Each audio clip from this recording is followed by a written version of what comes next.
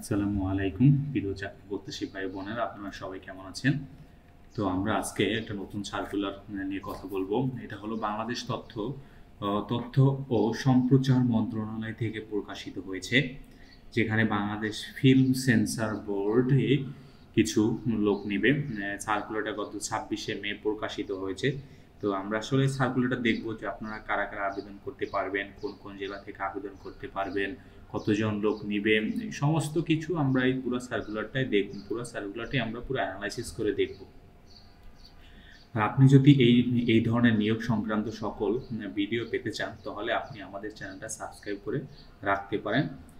চলুন আমরা পুরো সার্কুলারটা দেখি যে কতজন লোক নেবে। এখানে প্রথমে কিন্তু বলা আছে যে 14 থেকে 16 গ্রেডের চাকরি, মানে পদগুলো হলো 14 থেকে 16 গ্রেডের পদ, তৃতীয় শ্রেণীর, আমরা যেটাকে বলি যে তৃতীয় শ্রেণীর চাকরি হিসাবে মানে চাকরির পদগুলো এখানে নেওয়া আছে।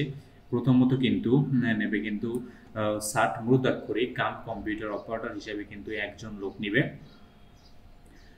কম্পিউটার অপারেটর মুদ্রাক্ষরিক, এখানে কিন্তু এর গ্রেড স্কেল হলো 14, বেতন হলো 10,000 থেকে 24,000 টাকা রেঞ্জ বেতনের। এখানে কিন্তু আপনাকে আবেদন করার জন্য কিন্তু আপনাকে উচ্চ মাধ্যমিক সার্টিফিকেটের প্রয়োজন হবে। পাশাপাশি কিন্তু আপনাকে চার্ট লিখতে প্রতি মিনিটে কিন্তু বাংলাতে 45টি শব্দ এবং ইংরেজিতে 70টি শব্দ আপনাকে টাইপ করতে হবে। এবং এছাড়া কিন্তু কম্পিউটার ব্যবহার সংক্রান্ত, মানে কম্পিউটার টাইপিং ব্যবহার সংক্রান্ত ওয়ার্ড প্রসেসিং, ডাটা এন্ট্রি এবং টাইপিংয়ে কিন্তু প্রতি মিনিটে কিন্তু আপনাকে বাংলাতে 24টা ও ইংরেজিতে 30টা করে শব্দ টাইপ করতে হবে। এবং অফিস সহকারী হিসেবে লোক নেবে কিন্তু 2 জন। আপনাকে এখানে আবেদন করার জন্য কিন্তু আপনাকে কোনো শিক্ষিত বোর্ড হতে কিন্তু ন্যূনতম উচ্চ মাধ্যমিক সার্টিফিকেটের প্রয়োজন হবে, এবং আপনাকে কিন্তু কম্পিউটার ব্যবহার সংক্রান্ত ওয়ার্ড প্রসেসিং, ডাটা এন্ট্রি ও টাইপিং এর প্রয়োজন হবে। এবং কিন্তু আপনাকে প্রতি মিনিটে বাংলাতে 20টি শব্দ, ইংরেজিতে 30টি শব্দ আপনাকে কিন্তু টাইপ করতে হবে। অফিস সহকারী কম্পিউটার মুদ্রাক্ষরিক কিন্তু লোক নেবে হলো 2 জন। আপনারা কিন্তু এখানে যারা নরসিংদী, টাঙ্গাইল, ময়মনসিংহ, চট্টগ্রাম, রংপুর ও ভোলা জেলার আছেন, তারা কিন্তু আপনারা এখানে আবেদন করতে পারবেন না। এই 6টি জেলা বাদে আপনারা যারা আছেন, অন্যান্য জেলার যারা আছেন, আপনারা কিন্তু সবাই এই সার্কুলারতে এখানে আবেদন করতে পারবেন। এবং এখানে কিন্তু আবেদন কিন্তু একজন প্রার্থী কিন্তু একটা পদেই আবেদন করতে পারবেন, এর বেশি পদে কিন্তু আবেদন করতে পারবেন না। এবং আবেদনের জন্য আমরা দেখি আপনাদের আবেদনের কয় টাকা প্রয়োজন হবে। এবং এখানে কিন্তু বলা আছে যে আবেদন কিন্তু শুরু হবে 2রা জুন থেকে শুরু হবে, এবং আবেদন কিন্তু শেষ হবে 30 জুন 2024 সাল, মানে 30 তারিখ পর্যন্ত আবেদন চলবে।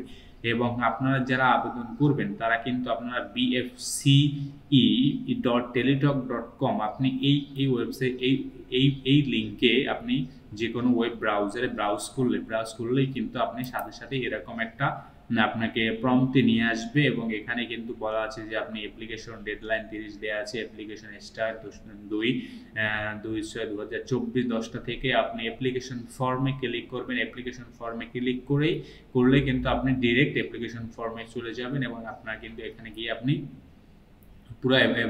গিয়ে কিন্তু আপনি অ্যাপ্লিকেশন করতে পারবেন।